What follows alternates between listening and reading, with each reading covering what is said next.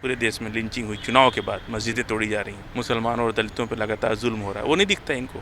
कौन हिंसा कर रहा है? ये लोग जो भाषा बोलते हैं ना पार्लियामेंट के अंदर, इसका असर ग्रामीण स्तर तक होता है और बेगुनाह लोग मारे जाते हैं। 6 करोड़ लोग इसी 2014 से लेकर 24 के बीच में हिंदू धर्म छोड़ के बुद्धिस्ट बन गए। इससे बुरा दौर हिंदू समाज के लिए कभी नहीं आया और 70 साल के बाद अब पता चला हमको कि ये लोग सनातनी हैं, हिंदू हैं भी नहीं। आदिवासी 30 करोड़, वो सरना कोड बिल की मांग कर रहा है, वो हिंदू नहीं है। जो अंग्रेज भी अच्छा काम करते थे ना, जाति जनगणना कराते थे, इस सरकार ने जाति जनगणना हुई, जाति छोड़ी जनगणना तक नहीं हो रही। पुलिसिया राज नहीं, ये आतंक का राज। कानून उन्होंने यहाँ पे सब गरीबों के लिए। अखिलेश यादव ने कहा 80 में 80 अगर मिलेगी तो भी हमको ईवीएम पे भरोसा नहीं। देश की जनता आज भी ईवीएम पे भरोसा नहीं कर रही। मोदी जी 400 से पार चले गए होते अगर ईवीएम खत्म करके बैलेट सिलेक्शन कराए होते तो। ये मैं कह रहा हूँ, विपक्ष की साजिश में फंस गए मोदी जी।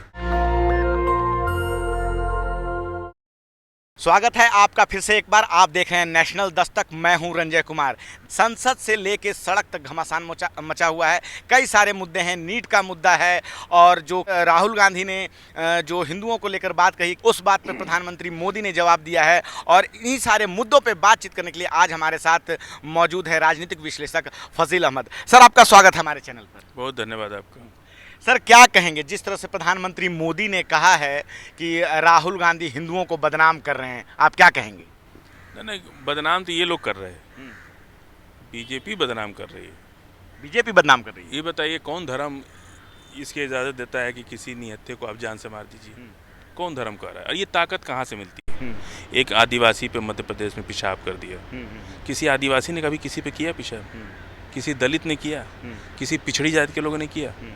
ये ताकत कहाँ से मिलती है इन लोगों को? ये ताकत यही लोग देते हैं। यहाँ से बैठ करके जब बोलते हैं ना कि मुसलमानों के खिलाफ, दलितों के खिलाफ, पिछड़ों के खिलाफ, तो ये ताकत वहाँ इन लोगों से मिल जाती है। नहीं तो कौन 18 से 20 के करीब पूरे देश में लिंचिंग हुई, चुनाव के बाद मस्जिदें तोड़ी जा रही हैं, मुसलमानों और दलितों पर लगातार जुल्म हो रहा है, वो नहीं दिखता इनको। कौन हिंसा कर रहा है? ये कौन मार रहा है? किन्हीं कारणों से अगर आपको कोई तकलीफ है तो थाना है बगल में, तो आप संविधान का सहारा क्यों नहीं लेते हैं? आप इतनी ताकतवर अपने को समझते क्यों कि किसी आदमी पे आप जानलेवा हमला कर देते हैं? वो ताकत किससे मिलती है? इन्हीं लोगों से मिलती है। और बाद में मरता कौन है? आम इंसान, गरीब इंसान मरता है, गरीब मुसलमान मर जाता है, उसका परिवार उजड़ जाता है। तो ये लोग जो भाषा बोलते हैं ना पार्लियामेंट के अंदर, इसका असर ग्रामीण स्तर तक होता है और बेगुनाह लोग मारे जाते हैं। लेकिन ये तो आप मानेंगे कि भाजपा हिंदुओं के हित की बात करती है, वो जो है उस तरह से हिंदुओं का मतलब जो एक तरह से कहती है कि हिंदू हित की बात वो करती है, लेकिन राहुल गांधी ने उस तरह से कभी ऐसा नहीं कहा जिस तरह से भाजपा हिंदुओं के लिए करती है, कहती है। आज जो है कोई किसान मरेगा या 25 लाख रुपया मिलता है, 5 लाख रुपया मिलता है, 2 लाख, घर कौन देना शुरू किया? गरीबों को घर कौन देना शुरू किया? कौन दिया? ऑल इंडिया रेडियो किसने बनाया? ऑल इंडिया आर्मी किसने बनाई? इंडियन आर्मी किसने बनाई? इंडियन रेलवे किसने बनाया?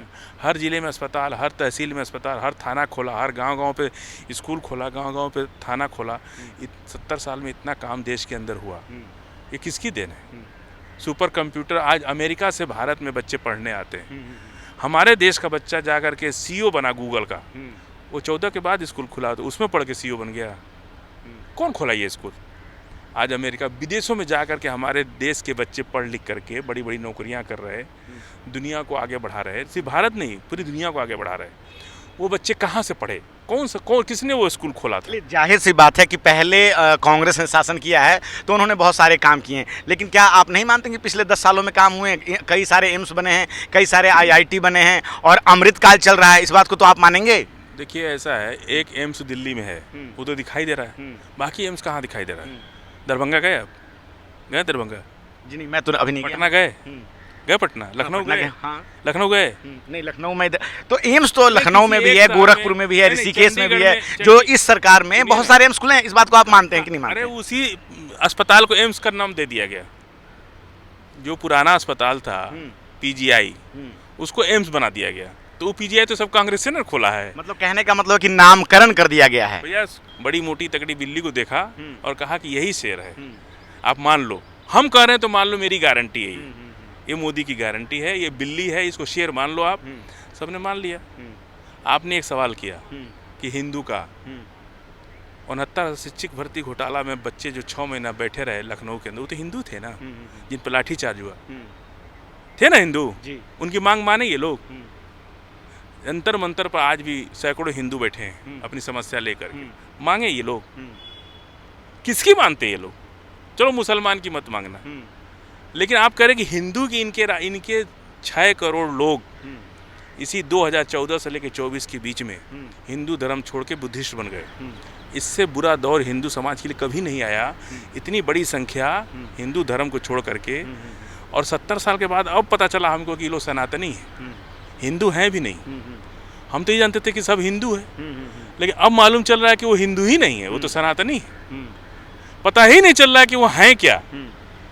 सबसे बड़ी समस्या यही है कि वो पता ही नहीं चल रहा है कि हैं। अभी तक उनको खुद को पता नहीं कि वो क्या है। कभी हिंदू कहते हैं, कभी सनातनी कहते हैं। आदिवासी 30 करोड़ वो सरना कोड बिल की मांग कर रहा है। वो हिंदू नहीं है, वो हिंदू नहीं है। सरना कोड बिल दे दीजिए। पिछले इस सरकार ने सबसे बड़ी, जो अंग्रेज भी अच्छा काम करते थे ना, जाति जनगणना कराते थे, इस सरकार ने जाति जनगणना हुई? जाति छोड़ जनगणना तक नहीं हो रही है। क्यों नहीं हो रही है? क्योंकि आदिवासी कह रहा है कि भाई हम हिंदू नहीं हैं, हमारा धर्म अलग करिए, हम सरना कोड बिल हमारा दे दीजिए। बुद्धिस्ट दलित जो है वो बुद्धिस्ट है। तथागत बुद्ध इसी देश में पैदा हुए, आधी दुनिया में फैल गए, उनके मानने वाले, चाहने वाले, और यहाँ से किसने उनको समाप्त कर दिया? कोई आज नाम नहीं ले सकता। और भारत के अंदर हिंदू समाज की आपने बात की, मैं कह रहा हूँ कि 14 से लेकर 24 के बीच में सबसे बुरी दौर से अगर कोई गुजरा तो हिंदू समाज के लोग गुजरे। क्योंकि कौन लोग हैं? 6 करोड़ लोग कम नहीं होते हैं। 6 करोड़ लोग 22 प्रतिज्ञा ले करके और अपना धर्म छोड़, इस धर्म को छोड़ करके तथागत बुद्ध के धर्म में चले गए। चलिए एक सवाल लेते हैं। प्रधानमंत्री मोदी जी का कहना है कि आप लोग एक नकली जश्न मना रहे हैं, जीत तो हुई नहीं है इनकी और ये फर्जी जश्न मना रहे हैं। उन्होंने कल संसद में कहा है, राहुल गांधी के ऊपर कहा है। क्या कहेंगे? देखिए, वो तो हमारे हर जश्न को नकली समझते हैं। जश्न हम अगर घर में अपने तेज बल्ब जला देना तो उनको चिढ़ होती है कि कहाँ से इतना तेज रोशनी का बल्ब ले आए। हम जश्न अपनी विपक्ष की मजबूती पे मना रहे हैं। हम तो सत्ता में गए नहीं, तो क्या हम विपक्ष में भी मजबूत हो करके अगर हम जश्न न मना सके? हम तो विपक्ष की मजबूती देश की जनता ने महसूस किया। नरेंद्र मोदी जी की हार वही है कि देश की जनता ने महसूस किया कि हमें मजबूत सरकार नहीं, मजबूत विपक्ष चाहिए। आप सोच लीजिए, यही मोदी जी हार रहे, यही हार है उनकी कि इतना बड़ा मैंडेट देने के बाद आज देश की जनता ने कहा कि 10 साल में मजबूत सरकार ने हमको कमज़ोर किया, देश की जनता को। तो हमको अब मजबूत सरकार नहीं चाहिए।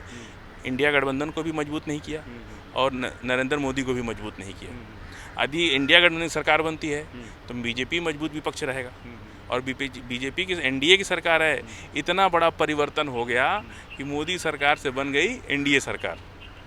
तो हम तो अपनी विपक्ष की मजबूती पे जश्न मना रहे हैं। हम कहाँ वो हमारे इस जश्न को भी गलत मानते हैं? क्या लगता है, जो एक जनादेश जैसा आया है, इतना बड़ा परिवर्तन है कि बहुमत से भाजपा दूर हो गई, एनडीए में बदल गई और जो है एक बहुत मजबूत विपक्ष तैयार हुआ, तो जनता क्या सोच रही थी? आपको क्या लगता है? आप राजनीति पे एक पैनी नज़र रखते हैं, तो ये जो देश की जनता ने जो वोटिंग की है, जो पैटर्न है, आप उसको कैसे बयां करेंगे? देखिए, एक तो ये लोग संविधान को मानते नहीं। 3 तारीख तक पार्लियामेंट का डेट था। प्रधानमंत्री जी को आलोचना का सामना करना पड़ा विपक्ष के। पहली बार पिछले 10 साल के अंदर पहली बार लगा कि पार्लियामेंट में विपक्ष की ताकत है। उन्होंने एक दिन पहले ही सदन बंद कर दिया। देश की जनता के प्रतिनिधि वहाँ बैठे हैं, सिर्फ विपक्ष के नहीं, सत्ता पक्ष के लोग बैठे हैं। सब लोग 3 तारीख का टिकट बना के आए थे कि हम 4 को दिल्ली से जाएंगे। सब आपको भी पता था कि 3 तक पार्लियामेंट चलनी है। तो ऐसा क्या कारण है, कितनी आपको तकलीफ हो गई विपक्ष के सवालों से कि आपने एक दिन पहले ही पार्लियामेंट बंद कर दिया? उनका कहना है कि आप विपक्ष जो है अपनी जिम्मेदारी नहीं निभा रहा है, ड्रामा कर रहा है। हम तय करेंगे ना, ये तो विपक्ष तय करेगा कि उसकी जिम्मेदारी क्या है, और जनता उसके लिए नंबर देगी। विपक्ष वो कैसे होते हैं? हम कह रहे हैं कि सत्ता काम अच्छा नहीं किया, इसलिए सदन नहीं चलने दे रहे हैं। बिल्कुल, सड़क पे आप लोग घमासान कर रहे हैं, नीट को लेके बहुत सारी चीजें हैं। क्या हमको नहीं कर सकते? भारत का संविधान इसकी इजाजत देता है ना। आते हैं लड़के पकड़े जा रहे हैं, सरकार को तो प्रधानमंत्री को इस्तीफा दे देना चाहिए। नियम अगर नैतिकता है तो ग्रेस मार्क दे करके आपने कितने 100 बच्चों को ग्रेस मार्क देकर, ऐसा कभी सुना था आपने? अब यूपीएससी में कल आपका लॉस ऑफ टाइम हुआ था, वो उन्होंने बताया एनटीए ने कि लॉस ऑफ टाइम हुआ था, कुछ सेंटर्स पे बच्चे जो है लेट पहुंचे थे या क्या मामला था, इस कारण जो है समय की कमी के कारण जो है उनको कुछ एक्स्ट्रा मार्क्स दिए गए थे और दोबारा एग्जाम भी ले लिया गया उनका। आपको लगता है कि ये सही बोल रहे हैं? आपको क्या लगता है कि ये सही बोल रहे हैं? ऐसा होता है कभी? यदि आप लेट पहुँचे, हम लोग भी परीक्षा दिए हैं, लेट पहुँचते हैं तो वो खमीजा हमको भुगतना, हमारा काम है टाइम से पहुँचना। तो नीट जाके घर परीक्षा ले लेती, इससे अच्छा तो ग्रेस मार्क दिया गया उनको। ऐसा कभी हुआ है? आप पूरा एग्ज़ाम ही ख़त्म कर देते, उस सेंटर का एग्ज़ाम ही ख़त्म कर देते, आप दोबारा का सेंटर एग्ज़ाम करा लेते दूसरे पेपर से।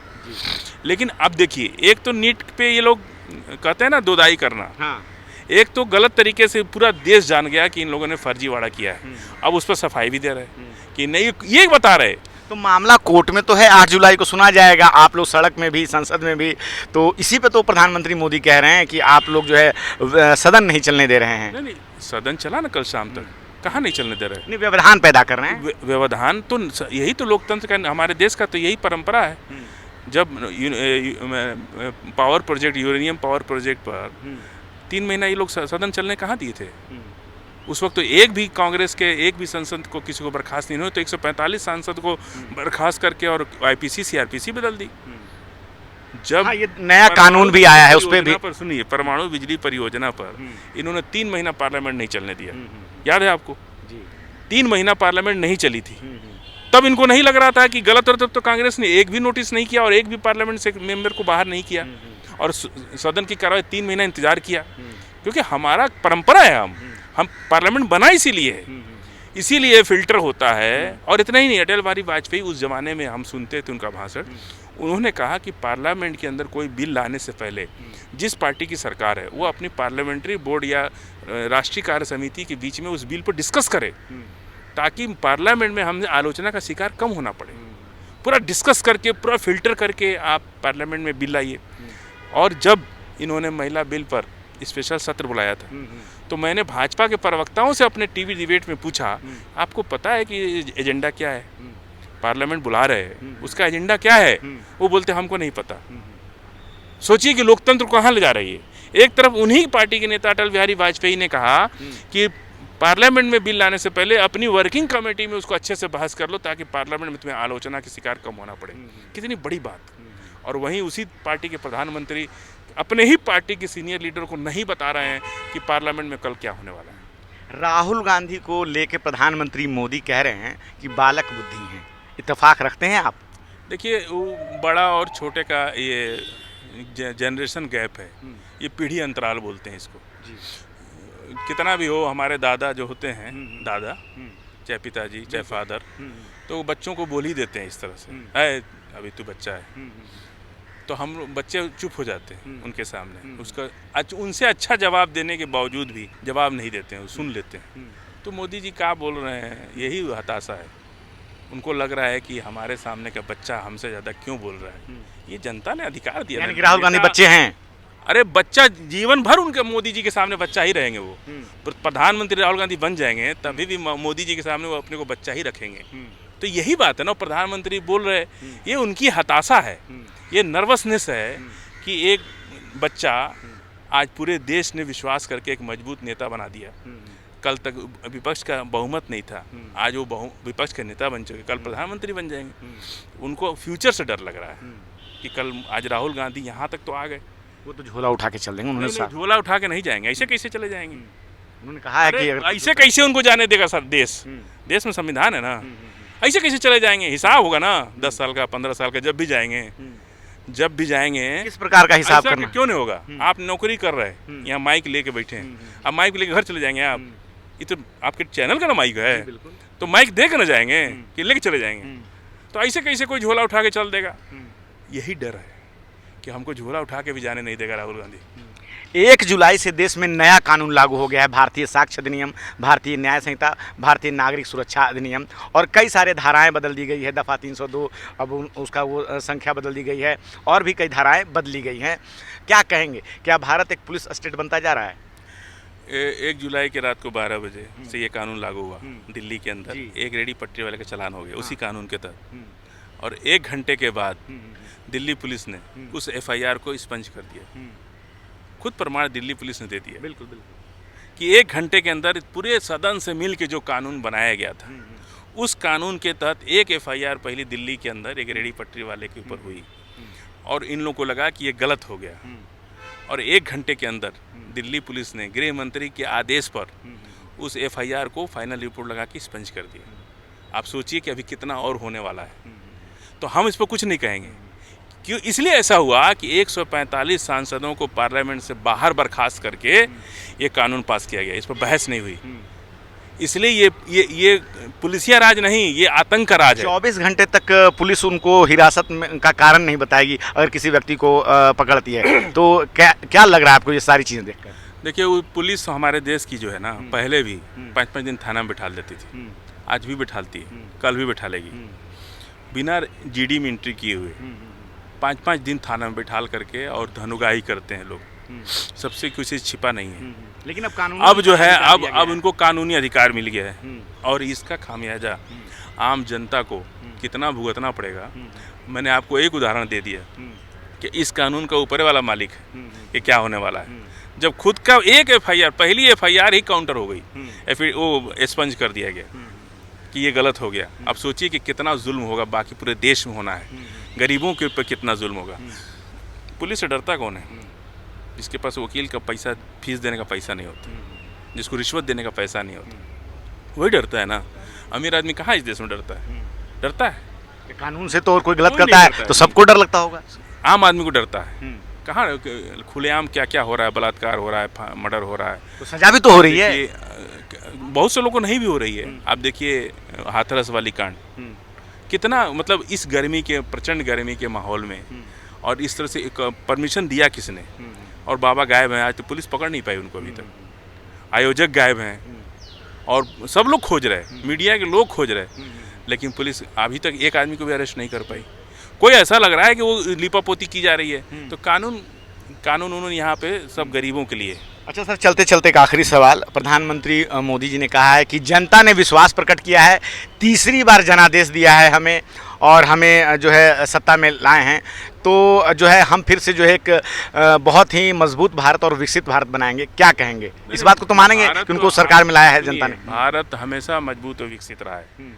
हमने परमाणु बम बना लिया, हम चांद पर चले गए, हमने दुनिया में हर काम किया। मोदी जी ने कोई काम नहीं किया? क्या 10 साल में कोई काम नहीं किया? नहीं मानेंगे आप? पाकिस्तान को धूल चटाया भारत ने, 2 बार हराया, समझ रहे हैं?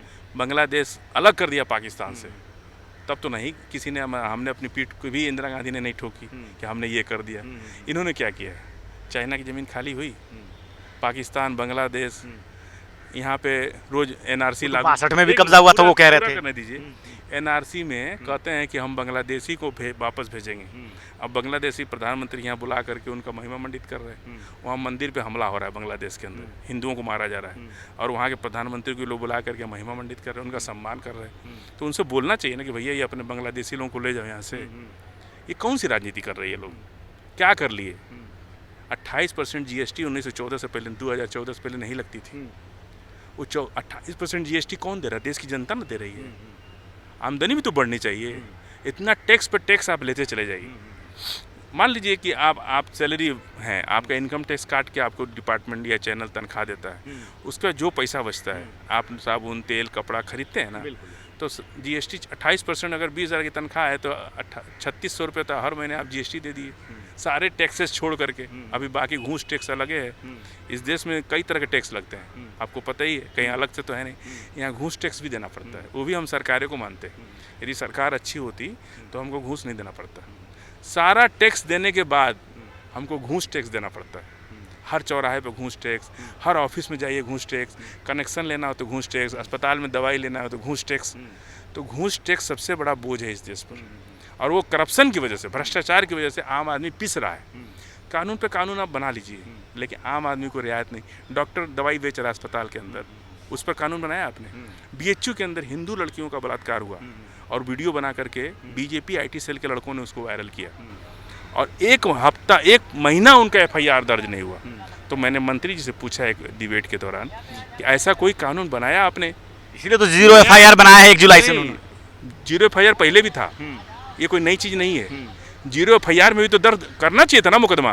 वो लड़कियां 1.5 महीना घूमती रहीं, और राहुल गांधी और प्रियंका गांधी ने जब इस मामले को उठाया तब उनकी FIR हुई, और गिरफ्तारी पता नहीं आज तक हुई है कि नहीं, मुझे गारंटी पता नहीं। तो 0 FIR पहले भी था। नहीं, उसका दायरा उन्होंने बढ़ा दिया है कि अब देश के किसी भी क्षेत्र में जो है FIR करके संबंधित थाने को 24 घंटे के अंदर सूचित किया जाए। हाथरस में FIR हुआ, पकड़ा गया कोई? कोई बाबा थे, भाग गए, कहाँ भाग गए, कहाँ चले गए? FIR हुआ, कोई कार्रवाई हुई? अच्छा, चलते चलते आखिरी सवाल, अमृतकाल मानेंगे कि नहीं मानेंगे जो मोदी जी कहते हैं कि अमृतकाल चल रहा है? देखिए, अमृतकाल तो जो देश की, आज अखिलेश यादव ने कहा हाँ। कि 80 में 80 अगर मिलेगी तो भी हमको EVM पे भरोसा नहीं। देश की जनता आज भी EVM पे भरोसा नहीं कर रही। आप EVM ख़त्म कर दीजिए, अगर मोदी जी EVM ख़त्म कर दिए होते तो 400 के पार चले गए होते। ये विपक्ष ने साजिश कर दिया उनके साथ। अच्छा, विपक्ष ने साजिश कर दी। विपक्ष ने साजिश कर दिया। मोदी जी 400 से पार चले गए होते अगर EVM ख़त्म करके बैलेट सिलेक्शन कराए होते तो। ये मैं कह रहा हूँ, विपक्ष की साजिश में फंस गए मोदी जी। अच्छा, ईवीएम के कारण वो हार गए। EVM के कारण वो हार गए, और अभी भी EVM नहीं हार करेंगे तो अगली बार पता नहीं आधो सीट आएगा कि नहीं आएगा। चलिए ठीक है, आपने हमसे बात की, बहुत बहुत शुक्रिया। धन्यवाद आप। तो हमारे साथ थे फजील अहमद सर, राजनीतिक विश्लेषक हैं और कई मुद्दों पे उन्होंने राय रखी, और अभी जो है इन्होंने कहा कि अगर बैलेट पेपर से होता चुनाव तो मोदी जी 400 पार कर जाते, विपक्ष के जाल में फंस गए। क्या है आपकी राय इस पूरे बातचीत पे? आप अपनी राय हमें ज़रूर बताएं। मैं रंजय कुमार, कैमरामैन आशीष के साथ, नेशनल दस्तक। धन्यवाद। नेशनल दस्तक की आपसे गुजारिश है कि अगर इसको बचाना चाहते हैं तो नेशनल दस्तक को सब्सक्राइब करने के लिए रेड कलर के सब्सक्राइब बटन को दबाएं, फिर बेल आइकन की घंटी दबाएं। नेशनल दस्तक को बचाने के लिए बहुत जरूरी है कि हर खबर को शेयर करें, लाइक करें, कमेंट जरूर करें।